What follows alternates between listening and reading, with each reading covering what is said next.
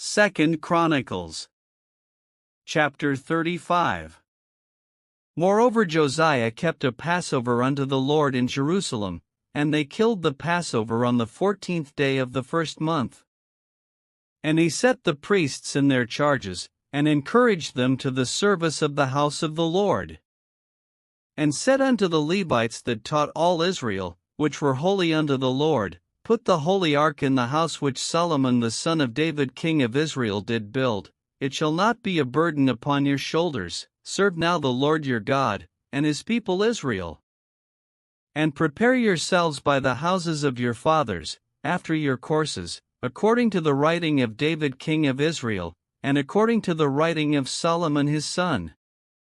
And stand in the holy place according to the divisions of the families of the fathers of your brethren the people, and after the division of the families of the Levites. So kill the Passover, and sanctify yourselves, and prepare your brethren, that they may do according to the word of the Lord by the hand of Moses. And Josiah gave to the people, of the flock, lambs and kids, all for the Passover offerings, for all that were present, to the number of 30,000, and 3,000 bullocks. These were of the king's substance. And his princes gave willingly unto the people, to the priests, and to the Levites, Hilkiah and Zechariah and Jehiel, rulers of the house of God, gave unto the priests for the Passover offerings 2,600 small cattle, and 300 oxen.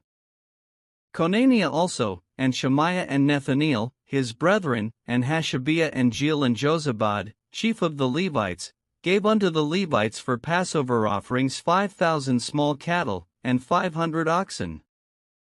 So the service was prepared, and the priests stood in their place, and the Levites in their courses, according to the king's commandment. And they killed the Passover, and the priests sprinkled the blood from their hands, and the Levites flayed them. And they removed the burnt offerings, that they might give according to the divisions of the families of the people, to offer unto the Lord, as it is written in the book of Moses. And so did they with the oxen. And they roasted the Passover with fire according to the ordinance, but the other holy offerings sod they in pots, and in cauldrons, and in pans, and divided them speedily among all the people. And afterward they made ready for themselves, and for the priests, because the priests the sons of Aaron were busied in offering of burnt offerings and the fat until night. Therefore the Levites prepared for themselves, and for the priests the sons of Aaron. And the singers the sons of Asaph were in their place, according to the commandment of David, and Asaph, and Heman, and Jeduthun the king's seer, and the porters waited at every gate. They might not depart from their service, for their brethren the Levites prepared for them. So all the service of the Lord was prepared the same day, to keep the Passover, and to offer burnt offerings upon the altar of the Lord, according to the commandment of King Josiah.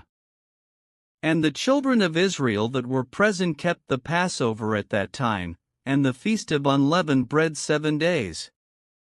And there was no Passover like to that kept in Israel from the days of Samuel the prophet, neither did all the kings of Israel keep such a Passover as Josiah kept, and the priests, and the Levites, and all Judah and Israel that were present, and the inhabitants of Jerusalem. In the 18th year of the reign of Josiah was this Passover kept. After all this, when Josiah had prepared the temple, Necho king of Egypt came up to fight against Carchemish by Euphrates, and Josiah went out against him. But he sent ambassadors to him, saying, What have I to do with thee, thou king of Judah?